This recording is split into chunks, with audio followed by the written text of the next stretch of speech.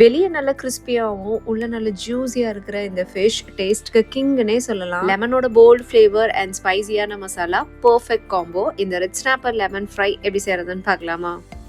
இதை செய்யறதுக்கு நான் ஒரு ரெட் ஸ்னாப்பர் ஃபிஷ் எடுத்திருக்கேன். இதை தமிழ்ல சங்கராமீன்னு சொல்வோம். மோஸ்ட்லி நம்ம சங்கராமீன்ல சின்ன சைஸ் சாப்பிட்ருப்போம், பட் இது கொஞ்சம் பெரிய சைஸ். பட் டேஸ்ட்ல பாத்தீங்கன்னா சிமிலரா தான் இருக்கும். இந்த மீனோட செதில், ஃபின்ஸ், குடல் எல்லாத்தையுமே எடுத்துட்டு நல்லா தண்ணியில வாஷ் பண்ணி எடுத்துக்கலாம்.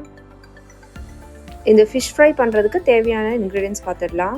2லேருந்து 3 டேபிள் ஸ்பூன் அளவுக்கு குழம்பு மிளகாய் தூள், 2 டீஸ்பூன் அளவுக்கு காஷ்மீரி மிளகாய் தூள், 1/4 டீஸ்பூன் மஞ்சள் தூள், 2 டீஸ்பூன் அளவுக்கு ஜிஞ்சர் கார்லிக் பேஸ்ட், 1 டீஸ்பூன் அளவுக்கு பெப்பர் பவுடர், ஒரு ஃபுல் லெமன் எடுத்துக்கலாம்.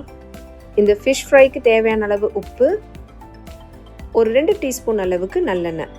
இப்போ இந்த எல்லா மசாலாஸையும் ஒன்றா சேர்த்து ஒரு பேஸ்ட் ரெடி பண்ணிக்கலாம். ஃபர்ஸ்ட் குழம்பு மிளகாய் தூள் சேர்த்துக்கிட்டேன். அதுக்கப்புறம் காஷ்மீரி மிளகாய் தூள், கொஞ்சம் மஞ்சள் தூள், மிளகு தூள் அண்ட் இந்த ஃபிஷ் ஃப்ரைக்கு தேவையான அளவு உப்பு சேர்த்துக்கோங்க. இதோட இஞ்சி பூண்டு பேஸ்ட்டு, ஒரு ஃபுல் லெமன் ஜூஸ் இதோட சேர்த்துக்கோங்க அண்ட் 2 டீஸ்பூன் அளவுக்கு நல்லெண்ணெய் சேர்த்துட்டு எல்லாத்தையும் நல்லா மிக்ஸ் பண்ணி விட்டுருங்க.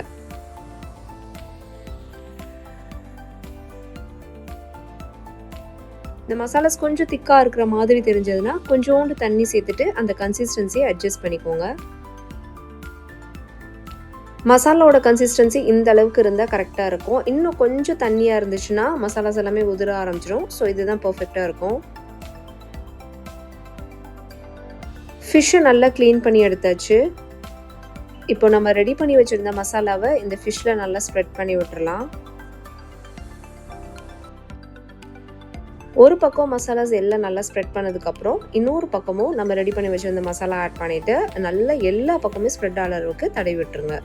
மீனில் மசாலாஸ் எல்லாம் நல்லா தடவினதுக்கப்புறம் இதை கிட்டத்தட்ட ஒரு அரை மணி நேரமாவது ரெஸ்ட்டில் விட்டுருங்க. அப்போ தான் அந்த மசாலாஸ் எல்லாமே அந்த ஃபிஷ்ஷில் நல்லா அப்சர்வ் ஆகும்.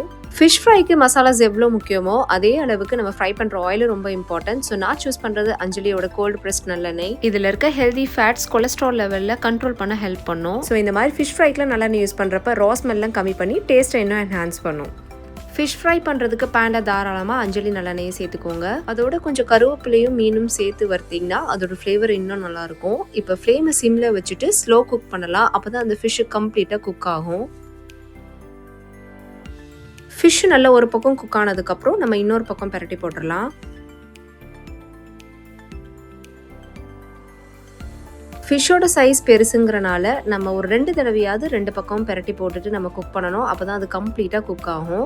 அவ்வளோதான், நம்ம சூப்பர் டேஸ்டியான red snapper lemon fry ready. கண்டிப்பாக இதே மெத்தடில் ட்ரை பண்ணி பாருங்கள். அண்ட் முக்கியமாக நல்லெண்ணெயில் ஃப்ரை பண்ணி பாருங்கள். அண்ட் அஞ்சலி நல்லெண்ணெய் Flipkart, Amazon and Anjali shopping மாதிரி ஆன்லைன் பிளாட்ஃபார்ம்ஸ்லேயே அவைலபிளாக இருக்குது. ஈஸியாக பர்ச்சேஸ் பண்ணிக்கலாம்.